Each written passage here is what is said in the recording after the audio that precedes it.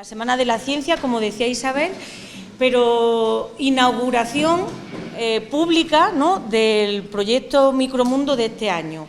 Estamos en la 8ª edición del proyecto. Este mes estamos con la formación de los profesores de secundaria y también ya vosotros vais a finales de mes a continuar esa formación y bueno, yo creo que poco más podemos decir. Tenemos la suerte de contar con Jessica Gil. Jessica es doctora en microbiología y patología, es muy jovencita, como podéis ver es profesora titular del Departamento de Genética, Fisiología y Microbiología de la Facultad de Ciencias Biológicas de la Universidad Complutense de Madrid. Os voy a leer un poco lo que ella me ha pedido. Le he pedido el currículum, ha sido muy humilde, pero es una gran investigadora. Ella nos dice que su área de investigación se centra en el estudio de los hongos productores de micotoxinas y en el desarrollo de métodos de control efectivos para evitar la presencia de estos hongos en los alimentos. Y mirad lo que me dice que es una defensora de la importancia de la divulgación científica. Y así es. Le encanta poder hablar de microbiología en cualquier ámbito. Hemos estado antes tomando un café y da clases de microbiología, da charlas de microbiología, pero bueno, nos contaba que hace divulgación no solo en los institutos, también en residencias, y es verdad que habla de microbiología donde toque.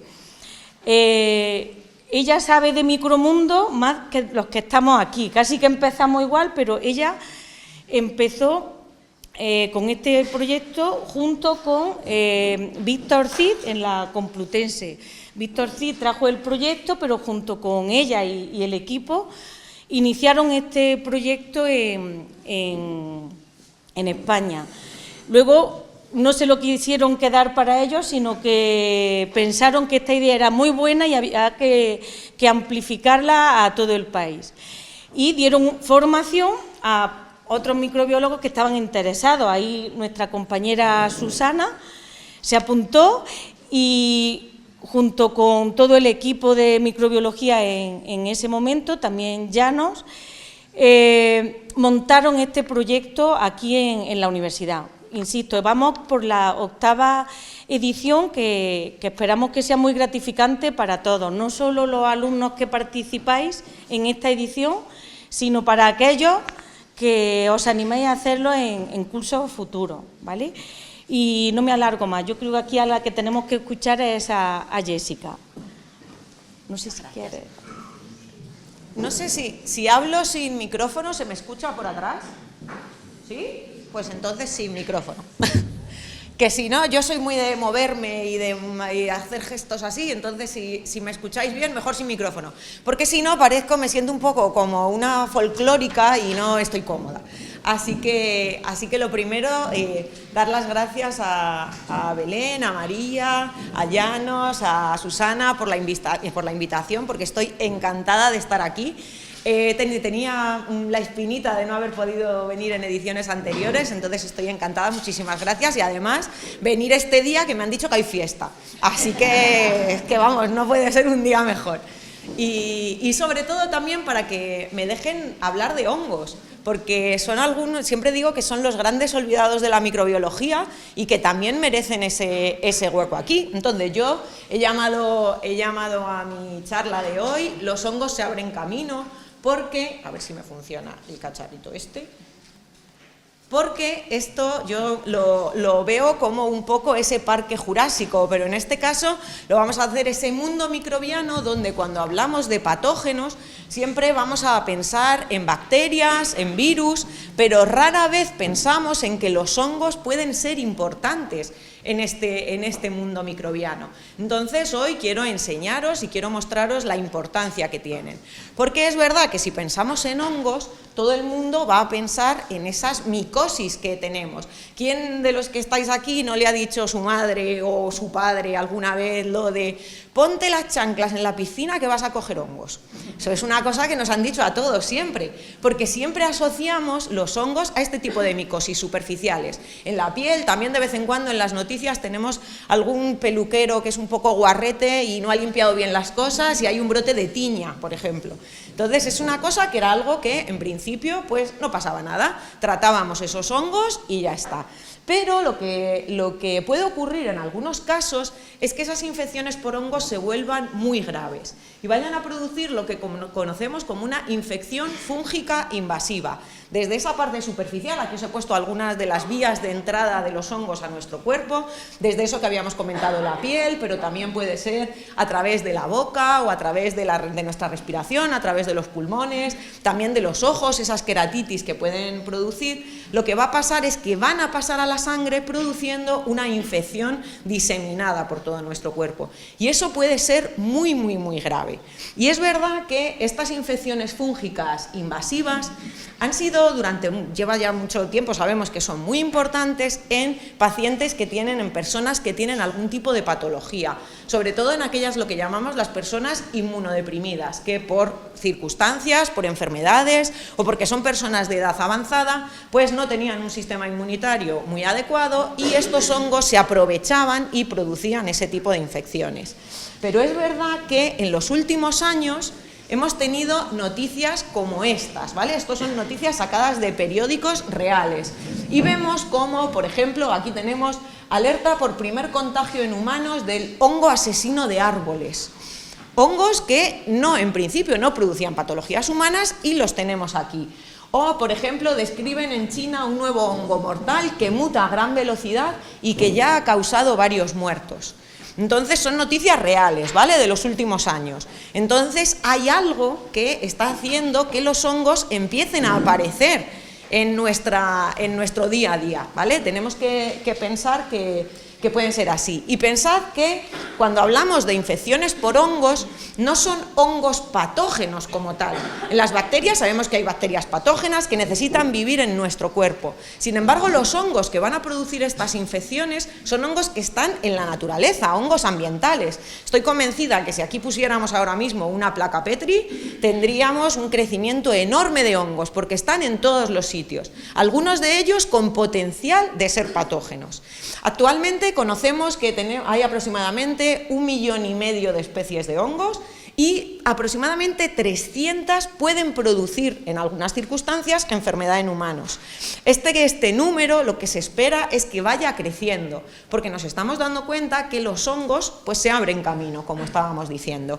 Y es que además otra de las cosas que nos ha costado mucho hasta ahora es saber la importancia real de las infecciones causadas por hongos. Porque, lo primero, no son de declaración obligatoria, entonces un médico que ve una enfermedad que está causada por hongos no tiene que hacer una declaración de esta, y además en muchas ocasiones ni siquiera hemos llegado a saber que esa enfermedad está causada por un hongo, porque parece otra infección diferente y nadie piensa que puede estar causada por un hongo. Pero fijaros, en este artículo, que es muy reciente, es del verano de este año, empezaron, es un análisis que no habíamos tenido ninguno hasta el momento, es pionero en el campo, es lo que llamamos un metaanálisis de una revisión muy, muy, muy profunda sobre las infecciones fúngicas, y fijaros, lo que nos dicen es que actualmente tenemos 6,5 millones de casos de lo que se llama la enfermedad fúngica potencialmente mortal al año. ¿Qué significa esto, esta enfermedad fúngica potencialmente mortal? Pues es o bien esa infección que hemos dicho, esa infección fúngica invasiva, o también algunas infecciones pulmonares que pueden ser muy graves en algunos casos. Y esto va a llevar a 3,8 millones de muertes anuales. Nunca habíamos tenido un dato, ¿vale? Sabíamos que estaban aumentando y se predice que esto pueda seguir aumentando en los últimos años. Entonces, esto no es algo que se haya quedado ahí en el tintero.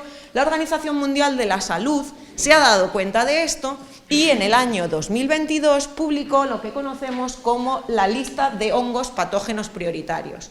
lo que nos fue a decir es que había una serie de especies que teníamos que vigilar. Todos los que estáis en Micromundo, los que hayáis estudiado algo de microbiología, sabéis que esto en bacterias es muy frecuente. Tenemos una lista de bacterias que tenemos que estudiar o tenemos que vigilar. Bien, pues en hongos no lo teníamos. Fue en el año 2022 cuando hemos tenido esta primera lista. Fijaros sobre todo en esos 4 que tenemos ahí, ese grupo crítico de hongos que tenemos que vigilar, porque vamos a ir mencionando, vamos a ir hablando de ellos a lo largo de la charla. ¿Y qué nos dice la OMS? Pues que tenemos que vigilarlos, que aumentar la inversión en su vigilancia y en investigación, que eso ya sabemos que es algo que cuesta, pero también que tiene que haber intervenciones públicas. Así que vamos a ir viendo algunas cosas que se están haciendo, ¿vale? Entonces, ¿qué es lo que vamos a empezar aquí? ¿Cómo este Aspergillus tan bonito y tan perverso está intentando introducirse ahí? Porque una de las cosas que nos tenemos que plantear es qué está haciendo que estos hongos que están en el ambiente ahora sean capaces de producir infecciones, ¿vale? Así que lo que vamos a ir tratando a lo largo de la charla es eso. ¿Qué es lo que está pasando ahora mismo para que las infecciones, lo primero, aumenten de incidencia, porque estamos detectando muchas más infecciones producidas por hongos, pero también su gravedad? Hemos visto que hay muchos más casos de esta infección fúngica invasiva, entonces tenemos que saber qué es, y yo es lo que íbamos un poco a contar en esta charla. Y para eso voy a utilizar esto de aquí, que seguro que conocéis, ¿verdad? Esta serie ha sido, la verdad, que a mí me encanta. Yo soy una gran aficionada a la ciencia ficción, porque es ciencia ficción, ¿vale? Vamos a dejar aquí, luego si queréis hablamos de The Last of Us, ese hongo que pasa de las hormigas al hombre y nos vuelve zombies a todos, ¿vale? Ciencia ficción totalmente, pero tiene una parte que es joyas, ¿vale?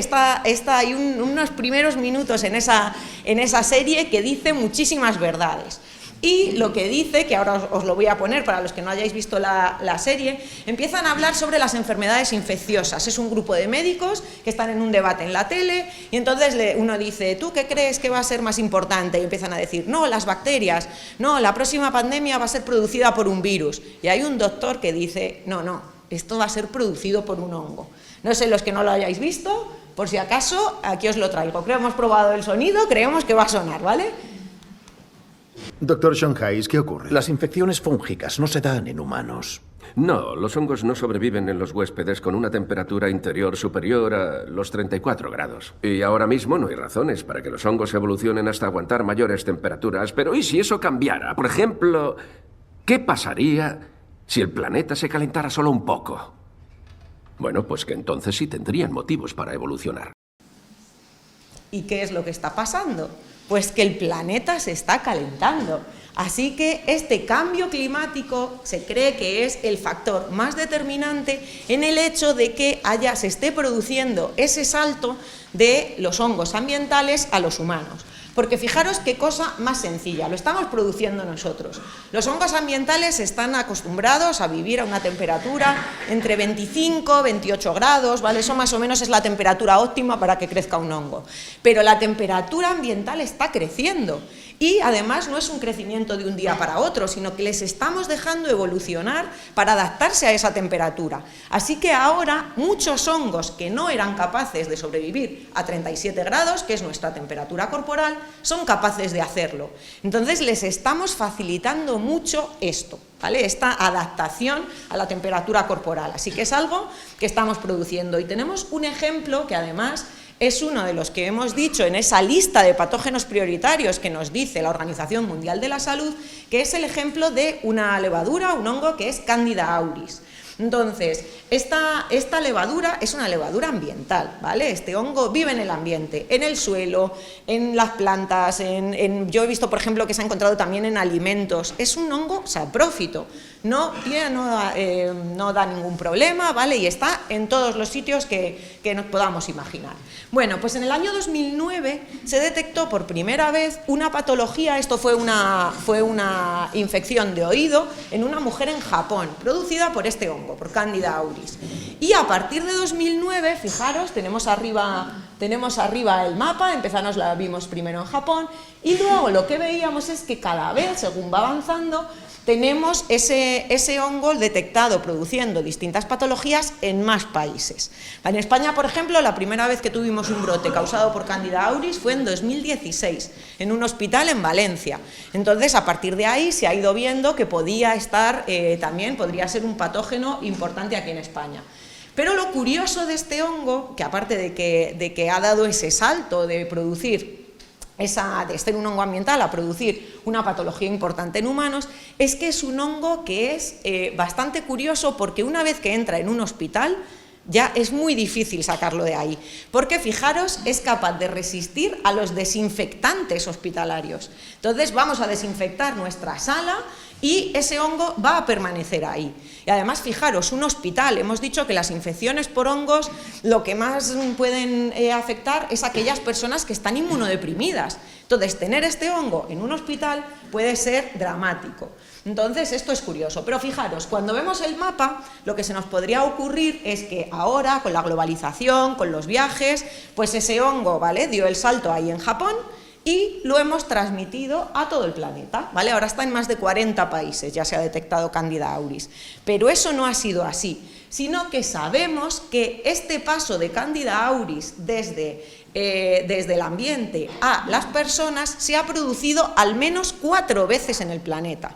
Entonces, esa primera detección que tenemos en Japón no es que se haya dispersado por todo el mundo, sino que ahora mismo, con estos análisis filogenéticos, sabemos que ha pasado en cuatro momentos, y tenemos cepas que consideramos cepas asiáticas, cepas africanas, cepas americanas. Entonces, no es que lo hayamos dispersado, sino que esto está ocurriendo. Entonces, podría ser que esto que ha pasado en Candida auris pase en otros hongos también. Entonces, tenemos que tener muchísimo cuidado con eso. Pero no solo es que pueda producir el cambio climático esa emergencia de nuevos patógenos, sino que también lo que sabemos es que está aumentando la distribución de los que ya sabíamos que eran patógenos.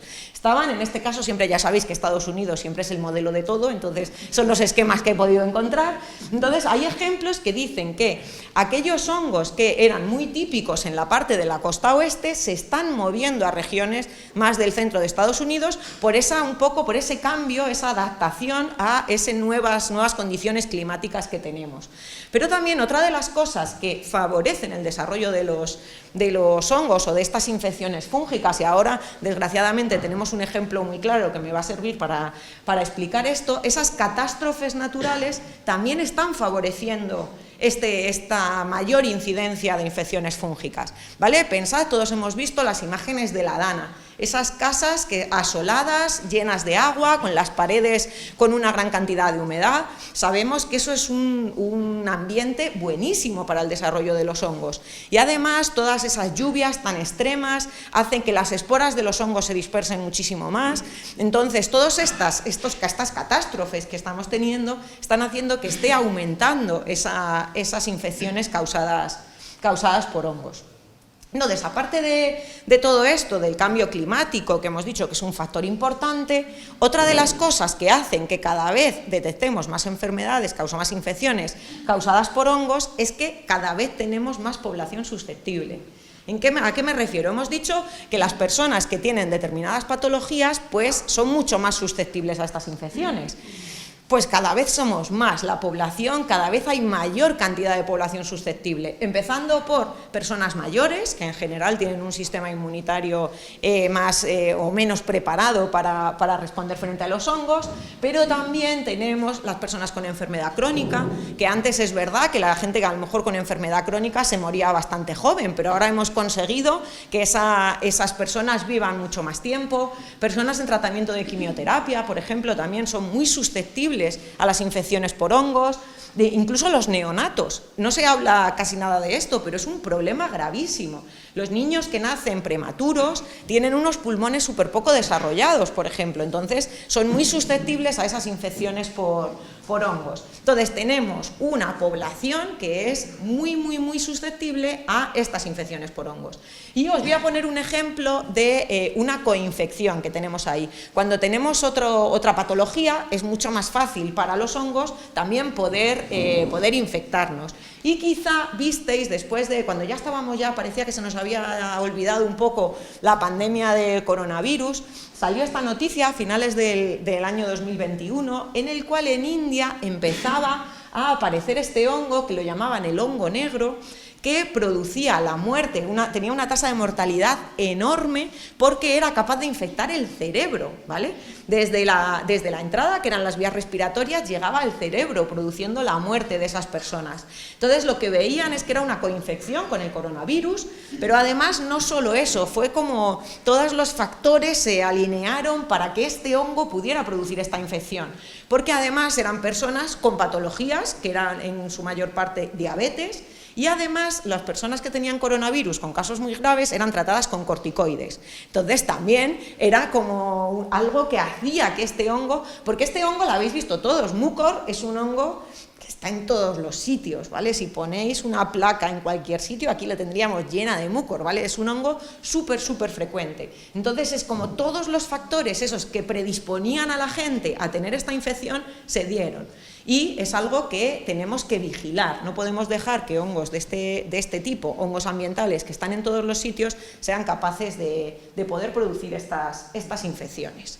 Y ya si encima el cambio climático y que tenemos un problema de que tenemos mucha población susceptible, encima no tenemos casi antifúngicos. Eso es algo que está clarísimo, ¿vale? Y es algo que tenemos que intentar solucionar. Pero ¿por qué no tenemos antifúngicos disponibles? Porque fijaros, cuando pensamos en los hongos, es microbiología, entonces siempre relacionamos a los hongos con las bacterias.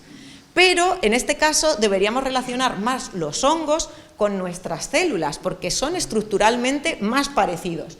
Entonces, las células humanas y las células de los hongos se parecen muchísimo.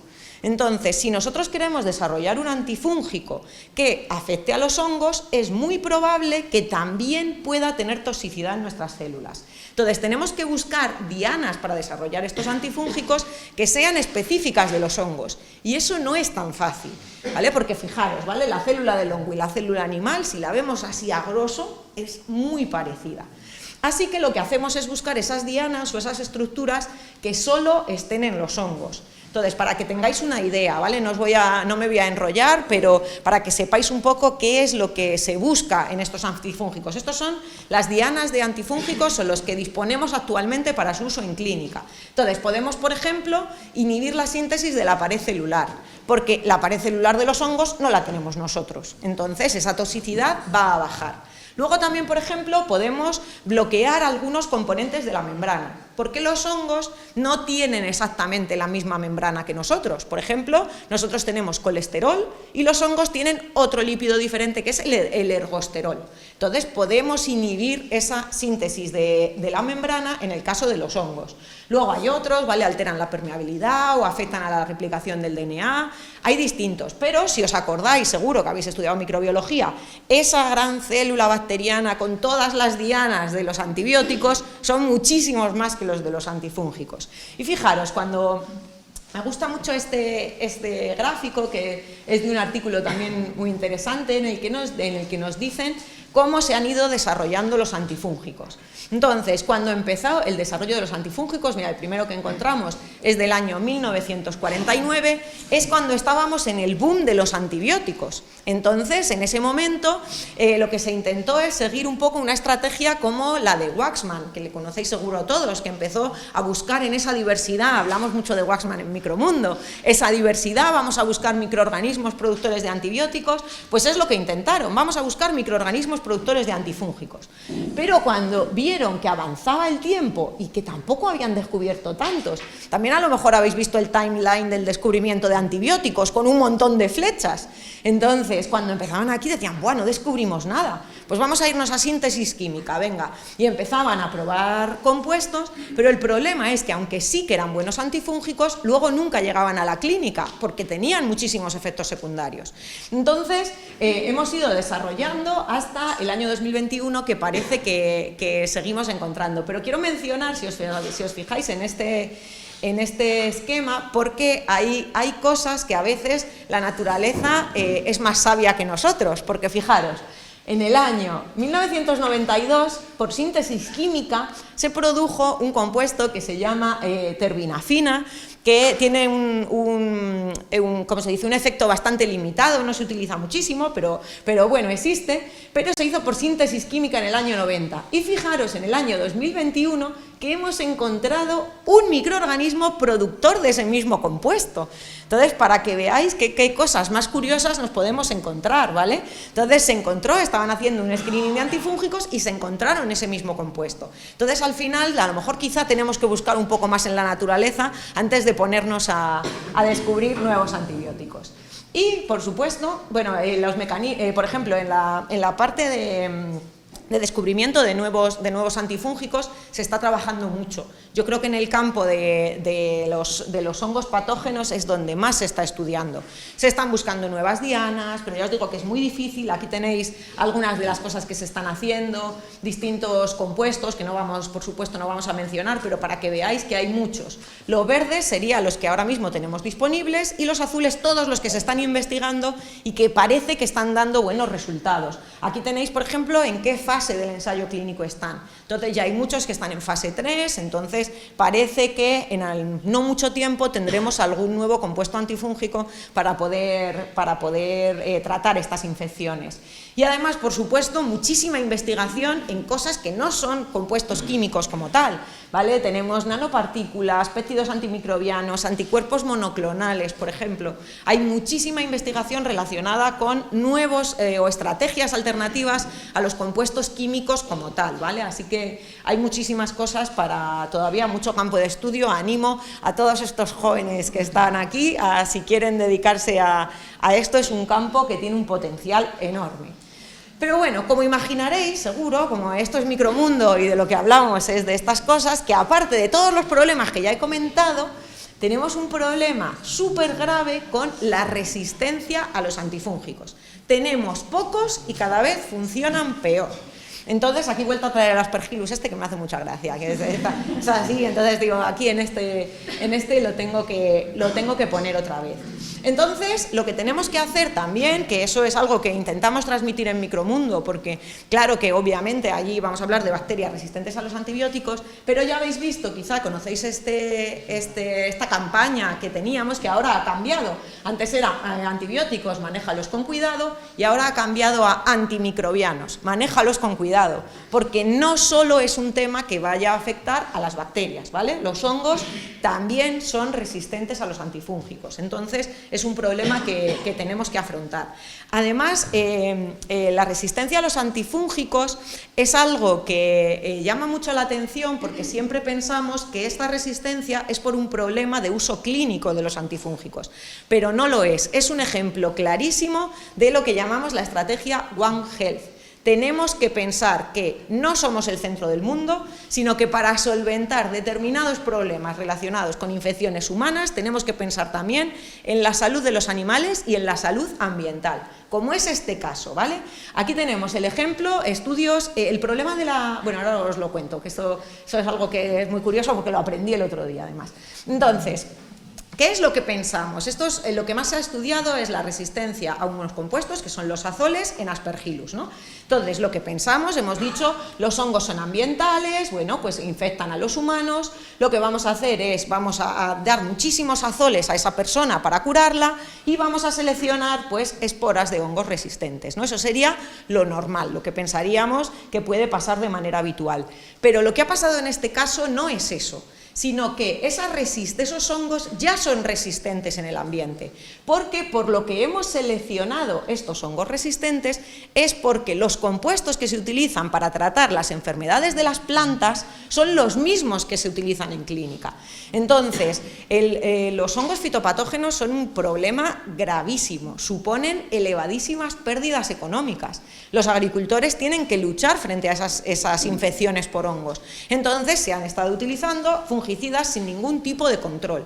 Así que esa resistencia clínica que hemos encontrado en Aspergillus a estos compuestos se debe a este problema del uso de compuestos antifúngicos en agricultura.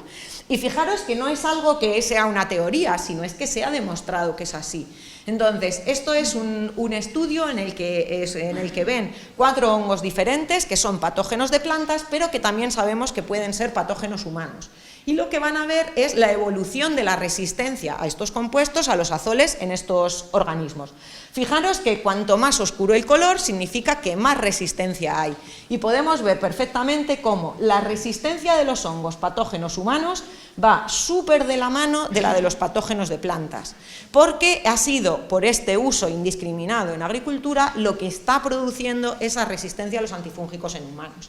Así que ese concepto One Health tiene que ir de la mano de este estudio de los hongos. El otro día, lo que os quería comentar, estuve en la jornada del Plan Nacional frente a la Resistencia a Antibióticos. Por esta semana, sabéis que estamos en la semana de concienciación por el uso por las resistencias antimicrobianos, y el otro día decían que les es súper difícil implementar esta estrategia para frenar la resistencia a antimicrobianos en agricultura, que no saben muy bien cómo abordarla y que es uno de los retos que se están planteando actualmente desde el Ministerio de Sanidad. O sea, que es algo que todo el mundo está pensando, pero que todavía no se ha dado el salto. Así que es una cosa súper importante y que tenemos que tener en cuenta. Así que ahí os lo dejo, reflexionar sobre esas cosas. ¿Y qué hacen los hongos para ser resistentes? ¿O por qué son resistentes a los antifúngicos? Pues muy parecido a lo que pasa con las bacterias. Lo único que sí que tenemos que tener en cuenta, que así como las bacterias evolucionan muy rápido, los hongos no evolucionan tan rápido. Entonces, la adquisición de resistencias es más lenta que en el caso de las bacterias. Entonces, actualmente los mecanismos, pues muy similares a los de las bacterias. Por ejemplo, pueden tener bombas que lo que van a hacer es, una vez que entra el compuesto, se salga al exterior. Eso ocurre igual en las bacterias. También otro de los mecanismos, que es la sobreproducción de la diana. Pues si este antifúngico va a ir frente a una enzima en concreto, pues lo que voy a hacer es tener muchas copias de la enzima y así pues me da igual que haya algunas que no funcionen. Quizá alguno de los más típicos o los más novedosos con respecto a los antifúngicos es el del secuestro del antibiótico, ¿vale? Se ha detectado en algunos hongos que lo que hacen es interiorizar el antifúngico, lo meten en una vacuola y lo eliminan, ¿vale? Eso lo pueden hacer los hongos con algunos compuestos, pero también pueden hacer un poco lo que llamamos el secuestro extracelular. Van a tener una especie de capa mucosa alrededor de la célula que atrapa el antibiótico y no deja que penetre. Entonces son algunas cosas que pueden hacer los hongos. O otra de las cosas, por ejemplo, algunos antifúngicos necesitan una activación interna. Pues hay algunos hongos que no activan ese antifúngico nunca y entonces no puede tener su efecto, ¿vale? O alterar la diana, cosas que ya nos suenan como en el caso de los antibióticos, ¿vale? Para que sepáis un poco, pero tened en cuenta lo que os decía, ¿vale? Esto existe, pero esa evolución a los hongos resistentes es mucho más lenta que en el caso de las bacterias. Y ya vamos a ir diciendo unas últimas cosas. Si no os parece poco todo lo que os he contado de por qué los hongos se están haciendo camino en este mundo, encima es súper difícil hacer un diagnóstico bueno de las infecciones fúngicas. El diagnóstico es súper ineficaz por muchos motivos. El primero es porque los médicos no creen que una infección, por ejemplo, una neumonía, pueda ser causada por un hongo. Entonces, siempre son síntomas súper inespecíficos, como de cualquier infección producida por cualquier bacteria. Entonces, fijaros a lo que llega esto, que el CDC ha lanzado una campaña para sus sanitarios, en el que dice, piensa en hongo, salva vidas, porque nunca se había planteado que estos hongos pudieran estar causando estas infecciones. Entonces, al final, fijaros, un paciente que va con una neumonía producida por un hongo, llega al médico y le dice, vale, es una neumonía bacteriana y te doy antibióticos. ¿Qué va a pasar? Pues todavía peor, porque voy a tener ese pulmón que tiene ese hongo, que encima voy a matar a las bacterias que están ahí y el hongo ya se va a poder diseminar por todo el cuerpo. Entonces, es un problema súper grave. Y además, el diagnóstico de los hongos es muy complicado, ¿vale? Entonces, va a requerir técnicas moleculares, técnicas bastante precisas, que nosotros aquí en nuestro país podremos hacer. Pero pensad en estas infecciones, por ejemplo, en un laboratorio en África. en medio de un pueblo, no se puede hacer. Y sin embargo es imprescindible poder llevar a cabo un diagnóstico súper preciso, porque necesitamos saber qué especie concreta está produciendo esa infección, por el tema que ya hemos comentado de la resistencia a los antifúngicos. Por ejemplo, fijaros, estos son otras de las bacterias que estaban en esas levaduras, esos hongos que estaban en la lista de patógenos prioritarios de la OMS, que son especies del género Cándida. Entonces, fijaros, la más famosa, Candida albicans, que es verdad que es la más común dentro de las infecciones producidas por este grupo. En la parte oscurita vemos distintos antifúngicos y la parte oscura de las barras es aquellos a los que son sensibles. Podemos utilizar prácticamente cualquier antifúngico para tratar Candida albicans, pero es que ahora tenemos muchas cándidas patógenas, especies de cándida que antes no sabíamos reconocer y que es muy difícil de diferenciar. Entonces necesitamos conocer a nivel de especie cuál es, porque fijaros, por ejemplo, si esa infección no está producida por Candida albicans, sino por Candida guillermondi, va a haber muchos antifúngicos que no vamos a poder utilizar, porque sabemos que esas especies son resistentes. Entonces necesitamos saber a nivel de especie cuál es ese hongo que está produciendo la infección. Y esto es muy complicado, ¿vale? Entonces fijaros todas las cosas que están haciendo que los hongos crezcan. Y ya sí que la última, por si alguna vez nunca os lo habíais planteado, no tenemos vacunas para hongos. No sé si alguna vez lo habíais pensado, pero cuando hablamos de vacunas, jamás no hemos tenido una vacuna hecha para una infección fúngica, por muchas razones, no es porque no tengamos ganas de desarrollarlas, sino que lo primero, porque no sabemos muy bien qué antígeno utilizar, ya hemos dicho que es muy difícil el tratamiento, pues la producción de vacunas es igual, pero además el problema de ¿a quién suministramos esa vacuna? Hemos dicho que los hongos, sobre todo, dan un problema en personas inmunodeprimidas. Entonces, eso de estar inmunodeprimido es algo que te encuentras por una enfermedad. Una persona inmunodeprimida no le podemos suministrar una vacuna, porque no va a responder a la vacuna. Entonces, ahí entran debates que hacen que no hayamos podido desarrollar en muchísimos años que se lleva intentando una vacuna. Entonces, lo que quiero transmitiros con todo esto que os he contado es que esto es una tormenta perfecta para los hongos. Entonces, el cambio climático, no tenemos antifúngicos, cada vez hay más personas susceptibles, no tenemos diagnóstico, no tenemos vacunas. Entonces, obviamente, se están haciendo con todo, ¿vale? Entonces, tenemos que pensar y tenemos que darnos cuenta de que esto es algo real y, sobre todo, transmitir a las personas responsables de esto que tenemos que estudiarlo, ¿vale? Entonces, así como ahora estamos en esto por lo menos os voy a tranquilizar, ¿vale? Que yo sé que os estoy asustando, pero no os asustéis. Entonces, lo que necesitamos es que la gente se dé cuenta que esto puede pasar. Somos personas sanas, en principio es algo súper raro que nos pueda pasar esto, pero imaginaros que, pues eso, cuando somos mayores o nuestros abuelos, pues sí que pueden ser una diana de estos hongos. Entonces, así, por ejemplo, hemos empezado muy bien, porque así como tenemos esta semana en la que estamos de concienciación frente a la resistencia a antimicrobianos, también tenemos una semana de concienciación sobre las infecciones fúngicas. Es en septiembre y aquí veis, por ejemplo, algunas de las cosas que se hacen en cada uno de esos días. Hay muchísimas campañas. Esto sí que es verdad que estas campañas vienen muy movidas desde Estados Unidos, porque allí tienen un problema brutal. Entonces están moviéndolo y nos está contagiando en buen sentido. En Europa nos estamos dando cuenta que esto puede pasar y que a nivel internacional está habiendo un movimiento muy fuerte con esto. Entonces fijaros, ¿vale? Hay campañas en las que intentan explicar a la gente, a los médicos, que tenemos esas infecciones, el cambio climático, también campañas de concienciación sobre todo a evitar el desarrollo de los hongos en las casas, porque seguro en las casas a lo mejor en ciudades menos frecuente, pero si tenéis una casa de pueblo, muy frecuente que haya un poco de humedad y haya hongos ahí, ¿vale? Entonces eso no podemos decir, bueno, no pasa nada si yo vengo aquí una vez al mes, ¿vale? Tenemos que atajar eso, no podemos dejar que los hongos efectivamente se abran camino. Y lo que necesitamos, mi último mensaje, sobre todo ya os digo para la gente joven, es que todos estos temas que son, podríamos decir, temas emergentes en salud, lo que está claro que necesitamos es mucha investigación, necesitamos mucha inversión, y os traigo el logo este que me gusta a mí mucho, de que sin ciencia no hay futuro, pero sin científicos y científicas tampoco. Así que os animo, sé que la investigación es un camino duro, pero os animo a que vayáis para eso y así evitar pues que estos hongos se abran camino en este mundo microbiano de patógenos que tenemos. Y quedo a vuestra disposición si queréis preguntar cualquier cosa o debatir cualquier cosa.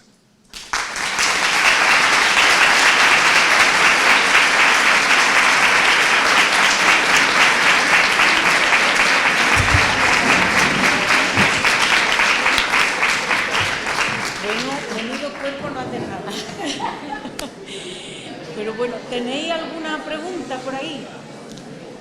Sí.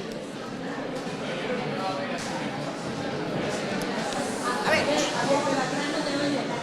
Pero atrás no te van a escuchar.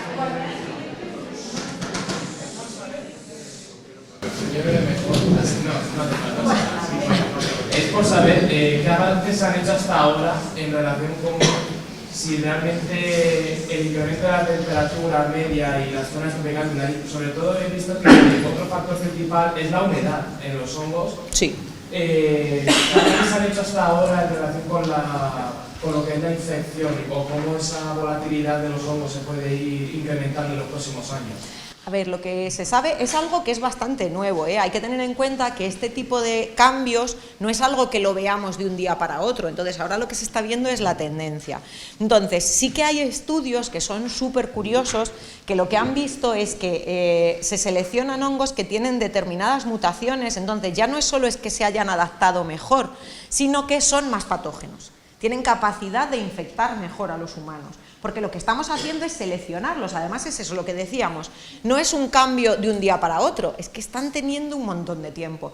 Eso pasa, por ejemplo, se ha visto en una levadura que se llama Cryptococcus, que es una de las más importantes, entonces se ha visto que ese incremento de la temperatura además se ha simulado en laboratorio, porque tenemos esa capacidad, podemos hacer que los hongos vayan evolucionando en laboratorio, lo vamos a ir haciendo distintas generaciones aumentando la temperatura. Entonces eso se sabe que puede pasar. La humedad no he visto ningún artículo que diga cómo está afectando la humedad a esta adaptación, pero está claro, o sea, los hongos sin humedad no van a ningún lado, ¿vale? Los sitios muy secos es muy difícil que haya este tipo de problemas. Entonces, en zonas tropicales tienen un problema grave.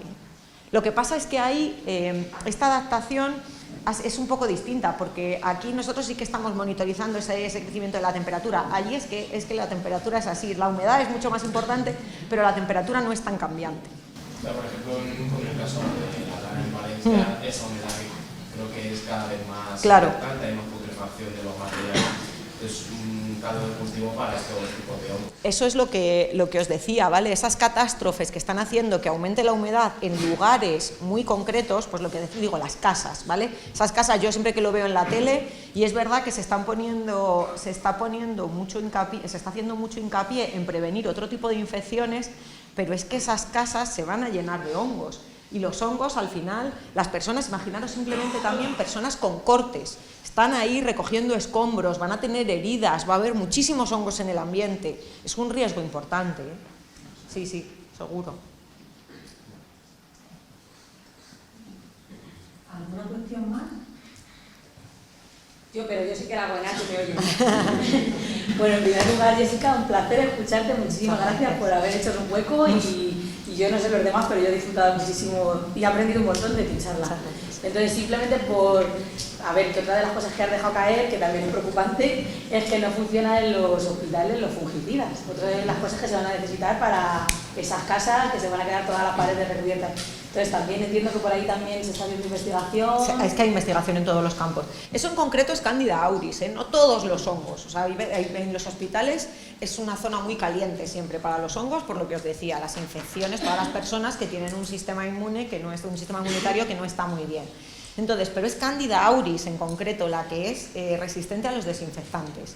Entonces, pero también hay muchos estudios. No sé si alguna vez, en general los hongos son difíciles. No sé si eso, las paredes, los hongos de las paredes, no sé si alguna vez habéis intentado quitar los hongos de las paredes, porque tú parece que has aplicado algo y que lo has quitado y a los 3 días lo vuelves a tener otra vez, ¿vale? También por las esporas de los hongos que son súper resistentes. Entonces, hay muchos hongos que es una estructura de dispersión, pero también es una estructura de resistencia. Entonces, las esporas es muy difícil eliminarlas. Hay muchos estudios en muchísimos ámbitos. Tenemos, sí. Yo también, era lo que os decía, ¿vale? Yo sé que mi charla queda como muy de, bueno, nos vamos a morir todos, esto es de Last of Us. No es así, ¿vale? Entonces, lo único que necesitamos saber que esto puede pasar. Sobre todo ya no por nosotros los que estamos aquí, que estamos sanos y que es súper difícil. Sí que hay algunos casos descritos de personas sanas que han tenido un problema muy grave con una infección por hongos, pero no suele ser lo normal. Entonces, pero sí que seamos conscientes de que eso pasa para personas, para sobre todo para proteger a personas que sí que pueden estar en riesgo. Y nosotros en algún momento pues seremos mayores y tendremos que tener mucho cuidado con esto. Así que simplemente no para que digáis, qué horror esto que nos han contado, pero para que seáis conscientes de que puede pasar. A ver, me tengo por aquí 2 manos. Si la dinámica es que inicialmente los hongos están pues, en el aire, en el ambiente, y por el aumento de las temperaturas, etcétera, se han cruzado con nosotros, se han dicho, mira, qué lugar más curioso, eso es. Vamos a infectar. ¿No puede pasar como las bacterias que podamos llegar a un equilibrio donde haya hongos buenos que estén con nosotros, nos ayuden y no hagan nada? Tenemos, por supuesto. Tenemos también, siempre se habla de la microbiota, pero tenemos una micobiota dentro de esa microbiota. O sea, tenemos por supuesto hongos que viven en armonía con nosotros y están estupendamente bien. Además se ha visto que hay algunos que se pueden relacionar también cuando baja algún tipo de hongo bueno, se puede relacionar con enfermedad. O sea, que hay algunos hongos que son necesarios en nuestra micobiota. ¿Y eso se puede sacar una resistencia para combatir contra...? Pues imagino que habrá estudios, pero, o sea, tú dices utilizarlos un poco de modelo o algo así. Sobre todo es que, fíjate, hay muchas partes de esos hongos buenos que tenemos que los conocéis todos porque es una levadura que es Saccharomyces. Entonces, Saccharomyces es una de nuestras levaduras buenas. Entonces, son levaduras que, o sea, son hongos modelo al final. Entonces, imagino que sí que habrá estudios relacionados con eso, pero no te sabría decir uno concreto. Pero sí, los tenemos, y los hongos son buenos. Yo aquí os he traído la parte mala, pero los hongos son buenos también, ¿eh? Nos sirven, luego aquí va a ir mucha gente a tomarse una cerveza, pues sin hongos, mal íbamos a ir. Así que eso no tendríamos.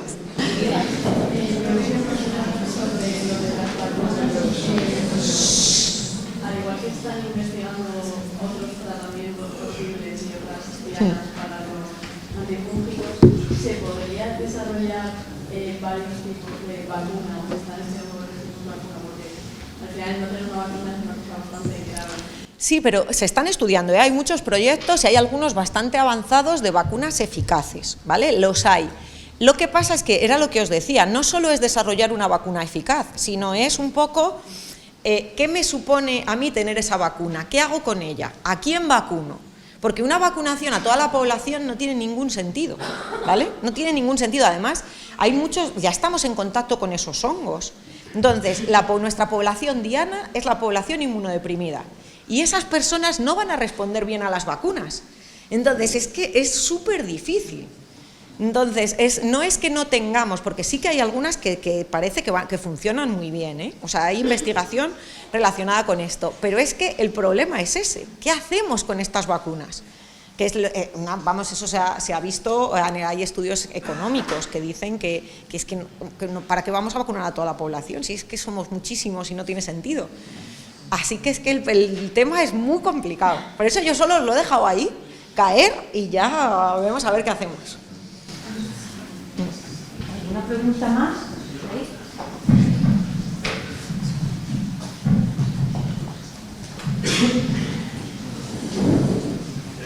era más o menos que de la misma forma que, por ejemplo, se están planteando, ya que las bacterias son resistentes a los antibióticos y se utilizan, por ejemplo, bacteriófagos, si hay algún tipo de forma de contrarrestar infecciones fúngicas mediante el uso de otros organismos, bien sea bacterias. Los micovirus existen también, sí. ¿vale? Entonces existen. Y sí que hay, o sea, no es tan potente el campo de estudio como es en el campo de las bacterias, ¿vale? Eso está claro. Pero claro que se están buscando cosas alternativas. Fijaros, por ejemplo, lo que os decía ahí, en las terapias alternativas, yo trabajo, voy a ir un poco al campo de la agricultura, porque yo no trabajo con hongos clínicos, yo trabajo con hongos ambientales, ¿vale? Que son hongos que, como ha dicho Belén antes, producen toxinas en alimentos. Entonces, nosotros para controlar este tipo de hongos y la dispersión de estos hongos, estamos trabajando en una cosa que llamamos control biológico. Entonces, lo que vamos a utilizar son microorganismos del ambiente que desplacen a nuestros hongos. Entonces, eso se está haciendo y tiene un potencial enorme en el ambiente. Pero claro, cuando hablamos de clínica eso ya es más difícil. Decir que vas a utilizar organismos, microorganismos, en el campo, en el ambiente se está utilizando, ¿vale? Pero en el campo de la clínica, los micovirus que decías, por ejemplo, los bacteriófagos, esos existen y se están estudiando. Pero de ahí a que lleguen, no sé. Imagina que luego es a lo mejor contraproducente. No contraproducentes, es que al final siempre el desarrollo de un fármaco, porque al final eso no deja de ser un fármaco, requiere muchísimos pasos. Si ahora los bacteriófagos, por ejemplo, solamente están aprobados para uso compasivo, entonces no podemos utilizarlos porque sí, entonces es mucho más complejo de lo que... Parece que el potencial que tienen es bueno, pero nos queda mucho camino todavía.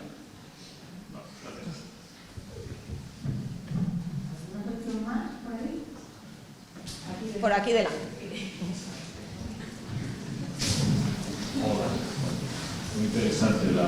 Gracias. He visto en una de las primeras transparencias que había una información sobre una infección por hongos en vegetales que pasa al ser humano.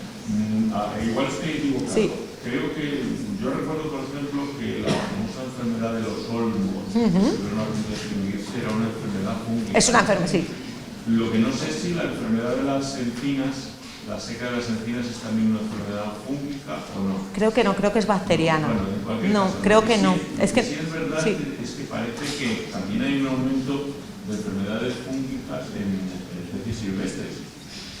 Pero eso, claro, no puede ser el mismo mecanismo que en el caso del ser humano, si el aumento de la temperatura. Claro, no, pero al final, o sea, las que están adaptados a los hongos de las plantas, nosotros los consideramos hongos ambientales, ¿vale? Yo que trabajo en ese campo son hongos ambientales, porque están adaptados a una temperatura normalmente, ya os digo, 25, 28 grados más o menos. Cuando ya los consideramos hongos, pues los patógenos humanos tienen que vivir a 37, entonces cualquier hongo, no es porque sea patógeno de plantas y vaya a utilizar el mismo mecanismo para infectar a los humanos, ¿vale? Eso es diferente. Lo que sí que es verdad es que ese paso se favorece mucho a la hora de producir esa infección, o sea, al subir la temperatura se favorece mucho la infección. Sobre todo, más que por patogenicidad, es por adaptación, ¿vale? No es porque vayan a utilizar los mecanismos de patogenicidad en las plantas para infectarnos a nosotros. El problema es similar, ¿no? ¿El problema en qué sentido? La invasión, al problema de las infecciones fúngicas en humanos. Pero porque ahí, lo que tenemos que pensar ahí, a ver cómo explico, es que es complicado. En las plantas tienen unos mecanismos definidos, ¿no? Entonces sabemos cuáles son sus mecanismos de patogenicidad. Aquí al final es un poco facilidad, no es que tengan unos mecanismos. Sí que, por ejemplo, sabemos que hay algunos que se pueden adherir muy bien a la mucosa pulmonar, ¿vale? Entonces tienen determinados factores de virulencia, que llamamos los factores de virulencia, pero no es porque estén adaptados al humano, sino es porque los tienen. Hay algunos que sí, ya llevan mucho tiempo con nosotros, Aspergillus fumigatus, por ejemplo, ¿vale? Ese es el hongo más típico, o cándida. Son hongos que sí que están súper adaptados a los humanos, pero esos hongos que ahora están dando el salto no tienen mecanismos específicos para infectar a los humanos. No sé si te he contestado ahí. Pero lo pueden desarrollar. Por supuesto que pueden. Entonces, uno de los ejemplos, creo es que no sé si era el que me preguntabas. No, hay uno, por ejemplo, uno que también salió en las noticias hace tiempo, es que no sé si lo tenía ahí, que era una infección con un hongo que es Fusarium solani, que es un hongo que si cogemos un poquito de tierra ahí lo vamos a aislar, entonces sí que lo estudiaron bien y entonces tenía una capacidad especial como para poder infectar, ¿vale? Entonces tenía algunas características, pero no porque los desarrollen al estar en contacto con nosotros, sino porque las tienen. Y entonces hay algunos en concreto que sí que pueden infectarnos más fácilmente, ¿vale? Pero no es por algo, todavía no hemos tenido esa coevolución, solo con algunos, ¿vale? Hay con algunos que sí, pero hay con otros que no. ¿Y lo de los hormos, cómo quedó? La grafiosis. Sí, claro. Eso en principio sigue todavía, o sea, es una enfermedad que sigue, pero ya más o menos está controlada. Eso sí. Se achacó a un problema de que por la mayor movilidad se propagaba vía automóviles. Claro, es que al final los hongos se dispersan súper fácil. Entonces, la dispersión de los hongos, es que los hongos se dispersan de cualquier manera, por la lluvia, por el viento, por absolutamente todo. Entonces, pero luego se controló, hubo un problema enorme, no sé cuántos años hace de eso, pero hace más de 10 años, yo creo. Y 20 a lo mejor, digo hace mucho. Yo no tengo recuerdo, yo debía ser pequeña, porque lo he visto luego en libros. Pero eso ahora, existe la enfermedad, pero está controlada, está más controlada. ¿Alguna cuestión más?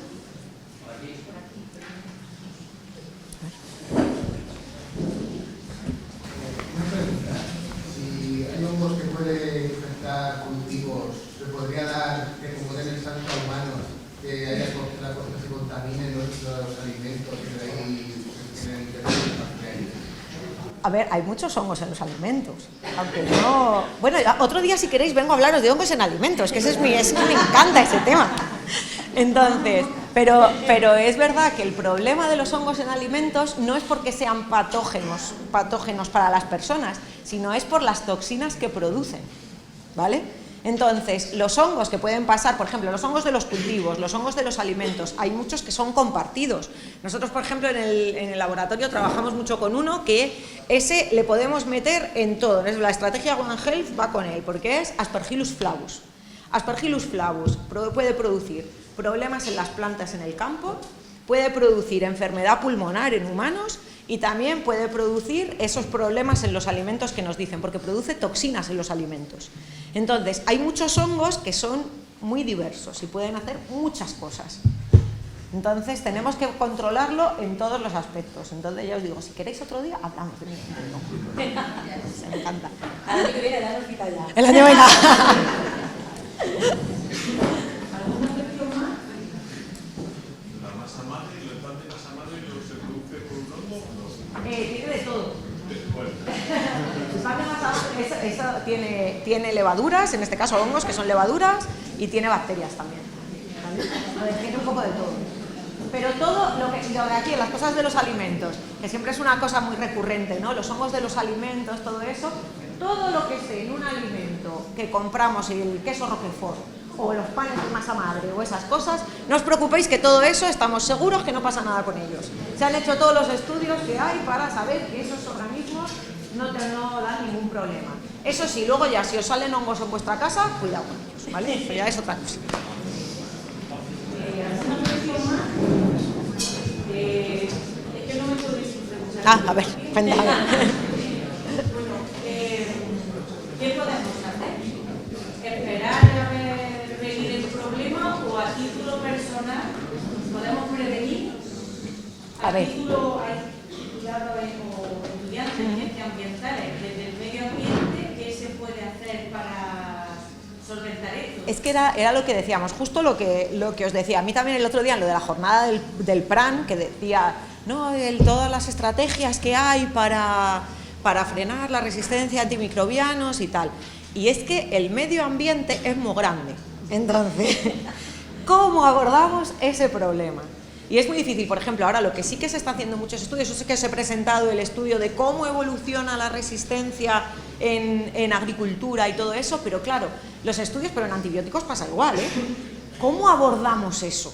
Entonces, ahora lo que están haciendo, que además me lo comentaban el otro día en el ministerio, es sentarse a discutir, expertos de todos los ámbitos, para ver qué se puede hacer.